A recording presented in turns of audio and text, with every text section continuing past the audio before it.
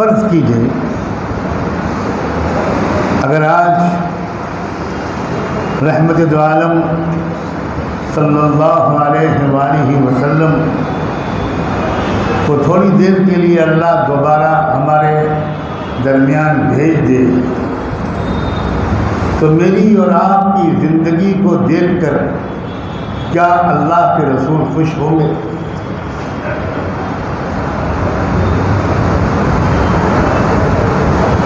اللہ کے لیے اس کو سوچیے۔ اللہ کے رسول اگر یہ دیکھیں گے کہ میری امت کے 90% سے زیادہ لوگ تو روزانہ قرآن پڑھتے ہی نہیں، ان کے دل پر کیا گزرے گی؟ وہ دیکھیں گے کہ 99% لوگ قرآن کو نہیں سمجھتے، اور قرآن نہ سمجھ پانے کو کوئی گناہ، کوئی جرم اور کوئی کمی بھی نہیں سمجھتے۔ وہ بہت مطمئن ہیں کہ ہم دیندار ہیں۔ کیا گزرے گی اللہ کے رسول کو یہ دیکھ کر کہ اللہ کے جس کلام کو میں نے اتنا بوجھ اٹھا کر، اتنی تکلیفیں برداشت کر کے ان تک پہنچایا تھا، یہ اس قرآن کو نہ پڑھتے ہیں نہ سمجھنے کی کوشش کرتے۔ یہ دنیا بھر کی زبانیں پڑھتے ہیں لیکن قرآن کی زبان کو پڑھنے کی کوئی ضرورت ہی نہیں سمجھتے۔ کیا گزرے گی اللہ کے رسول؟ اتنی تکلیف اٹھا کر اللہ کے رسول ایک ایک وحی قبول کرتے تھے اور یاد رکھتے تھے اور پہنچاتے تھے، اور قرآن کے پہنچانے کی وجہ سے بہت دشمنیوں کا سامنا کرتے تھے کہ اللہ تعالیٰ کو خود انہیں تسلی دینے اور ان کا بوجھ ہلکا کرنے کے لیے ان سے کہنا پڑا کہ طٰہٰ مَا أَنزَلْنَا عَلَيْكَ الْقُرْآنَ لِتَشْقَىٰ، میرے پیارے قرآن ہم نے تم پر اس لیے نہیں اتارا کہ تم کو مصیبت میں ڈال دیں۔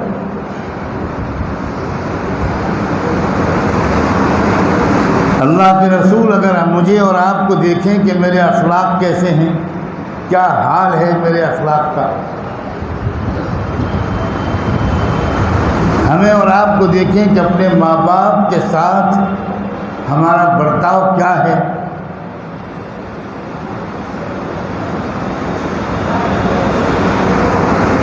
اپنے ماں باپ کا کتنا ادب کرتے ہیں ہم،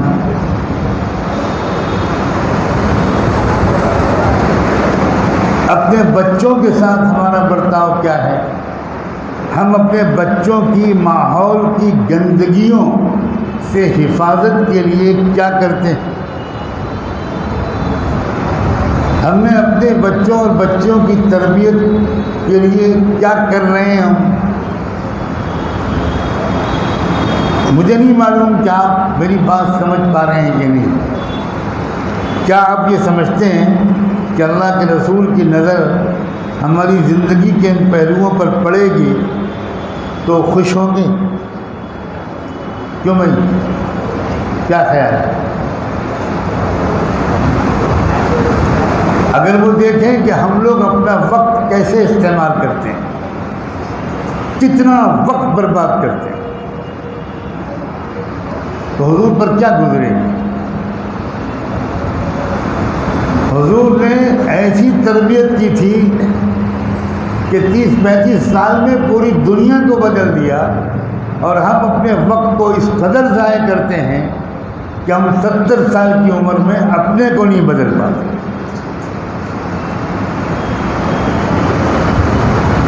اگر اللہ کے رسول ہمیں ہمارے تاجروں کو دیکھیں کہ یہ تجارت اور کاروبار کیا اس طرح کرتے ہیں جیسے میں نے سکھایا تھا،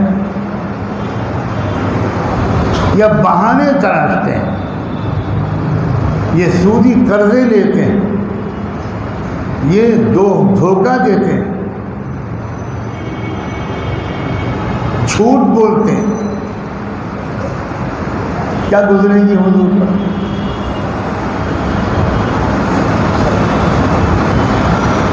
انہوں نے تو اتنا سکھایا تھا کہ اگر تم غلہ بیچ رہے ہو، کوئی اناج بیچ رہے ہو، اور اناج کے کچھ دانے اگر تھوڑے گیلے ہیں تو ان کو الگ رکھو، اور بالکل سوکھا اناج الگ رکھو، اور جب کوئی گاہک آئے تو اس کو بتاؤ یہ اناج اتنے کا، یہ اناج اتنے کا۔ وہ پوچھے کہ فرق کیوں، تو کہو کہ یہ اناج گیلا ہے، اس لیے جب اس کو تولیں گے تو اس کا وزن زیادہ آئے گا، حالانکہ یہ اتنے وزن کا نہیں ہے، گیلے پن کی وجہ سے وزن بڑھ جائے گا۔ اور اگر یہ نہیں کرو گے تو حضور نے فرمایا تو تمہارا مجھ سے کوئی تعلق نہیں۔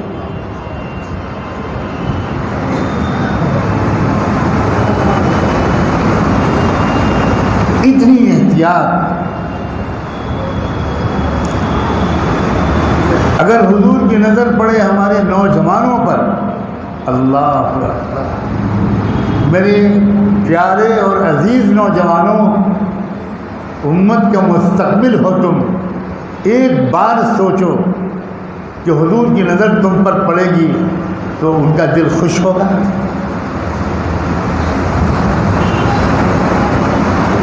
کیا تم اتنے پاک دامن ہو؟ تمہاری نگاہیں پاک ہیں؟ تمہارا دل پاک ہے؟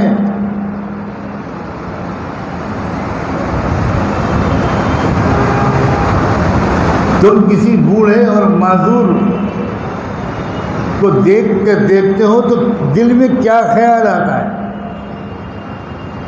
کیا تم غریبوں کی خدمت کچھ کرتے ہو 10 منٹ بھی 24 گھنٹے میں؟